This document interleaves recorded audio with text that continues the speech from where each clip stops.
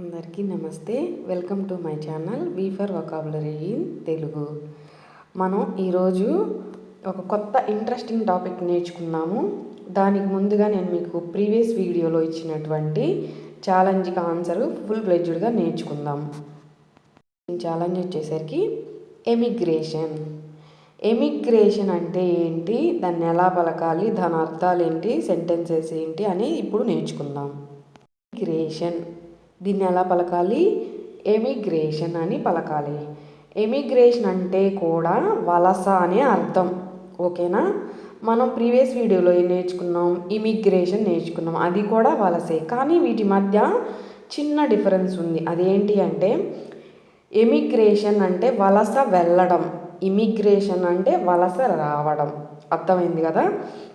So ఇది exit out అంటే ఒక దేశం నుంచి బయటికి వెళ్ళడం. ఇప్పుడు మన అమెరికా ట్రంప్ ఇష్యూ వల్ల చాలామంది మన ఇండియన్స్ ఎవరైతే జాబ్ పరంగా అక్కడికి వెళ్ళారో వాళ్ళందరూ మళ్ళీ రిటర్న్ టు ఇండియా వస్తున్నారు కదా.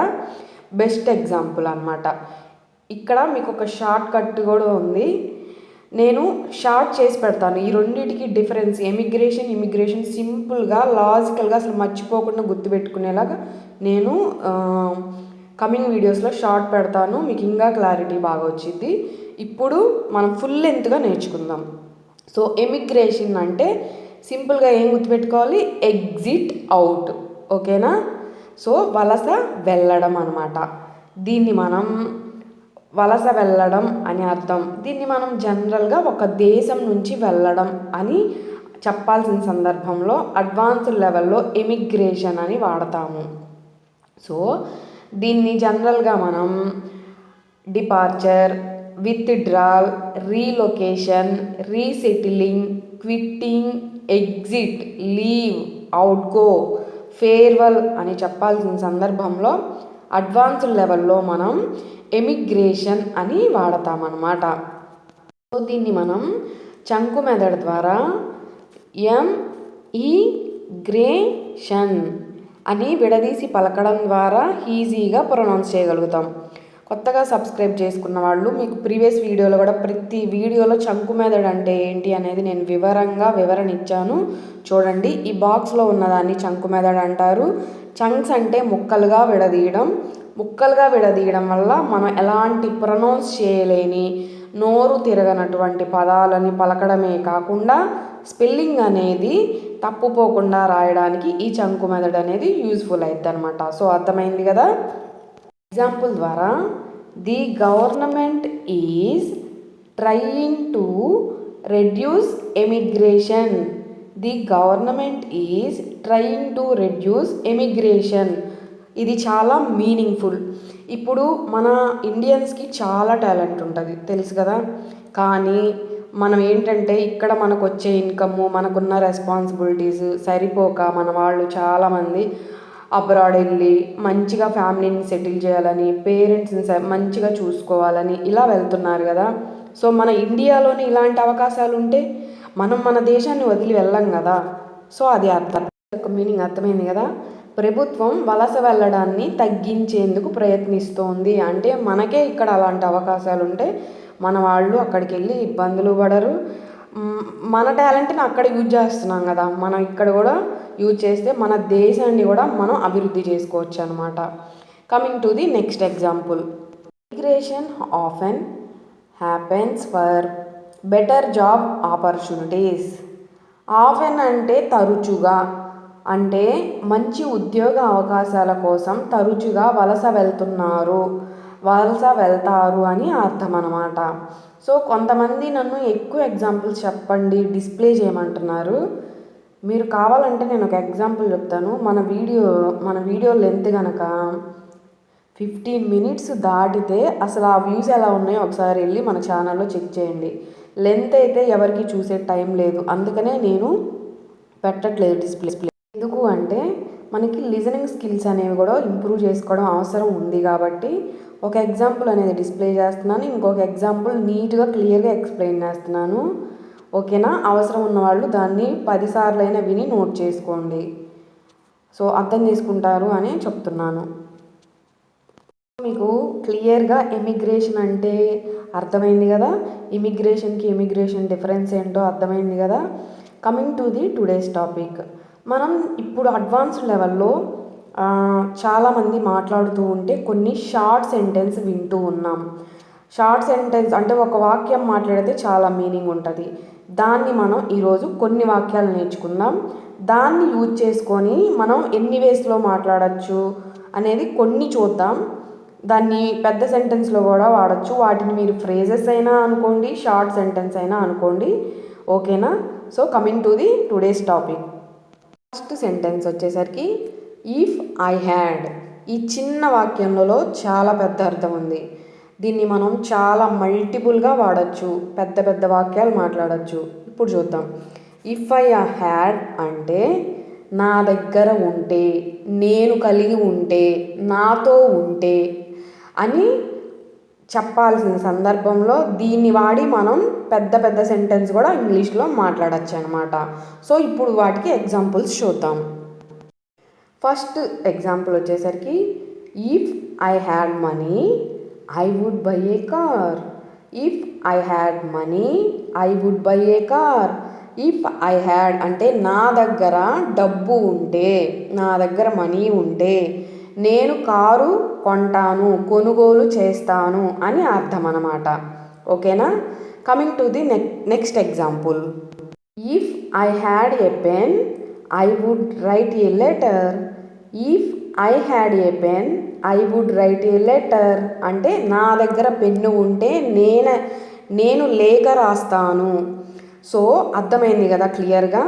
మీరు మీ సొంత చిన్న చిన్న వాక్యాలు ఏదైనా సరే ఎగ్జాంపుల్ మీరు ఊహించుకోనో మీరు ఆలోచించుకొని కింద కమెంట్లో ఖచ్చితంగా కమెంట్ చేయండి. సో అర్థమైంది కదా క్లియర్గా. Coming to the next sentence. For your well being. ఎలా పలకాలి? For your well being. ఈ సెంటెన్స్ అనేది చాలా చాలా ఇంపార్టెంట్. రీసెంట్ టైమ్స్లో ఎక్కువ మంది మాట్లాడుతున్న ఒక చిన్న వాక్యం అండ్ షార్ట్ ఫ్రేజ్ కూడా. ఓకేనా?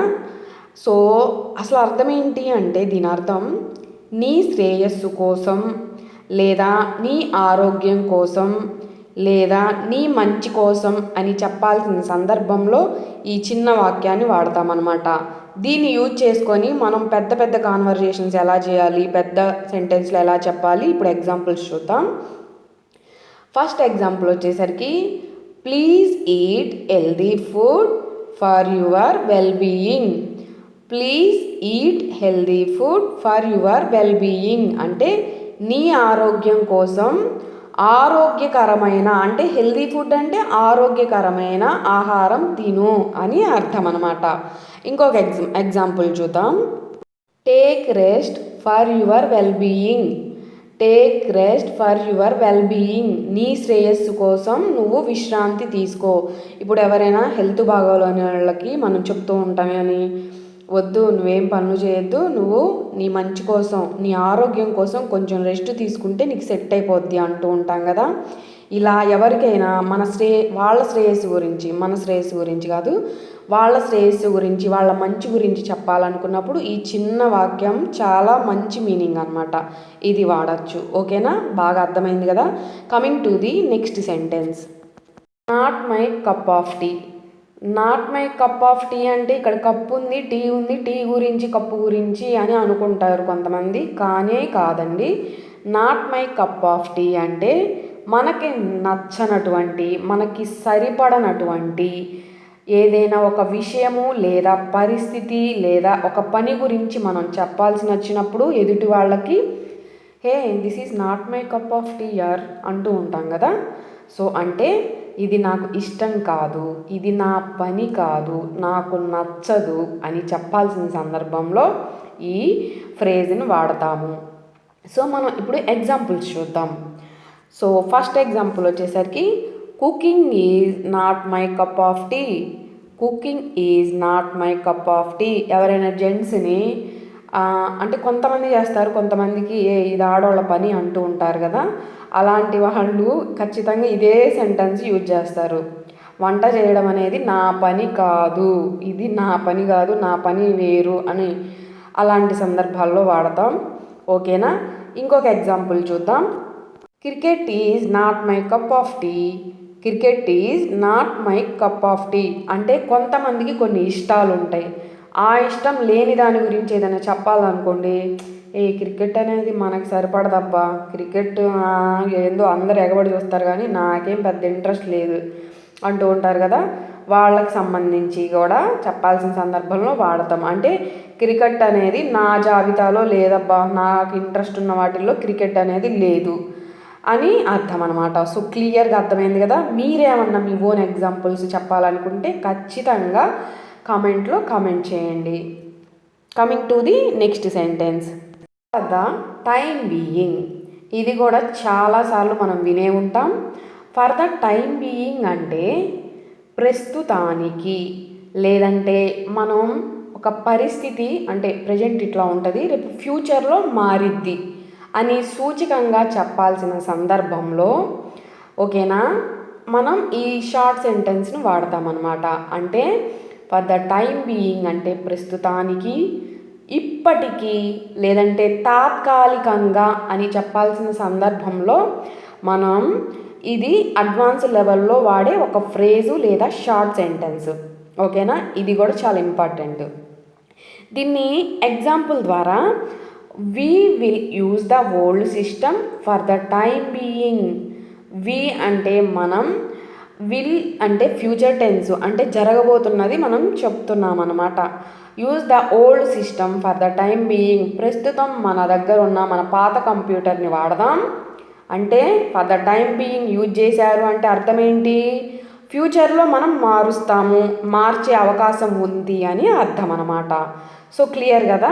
ఇంకొక ఎగ్జాంపుల్ చూద్దాం. For the time being let's keep this as a secret.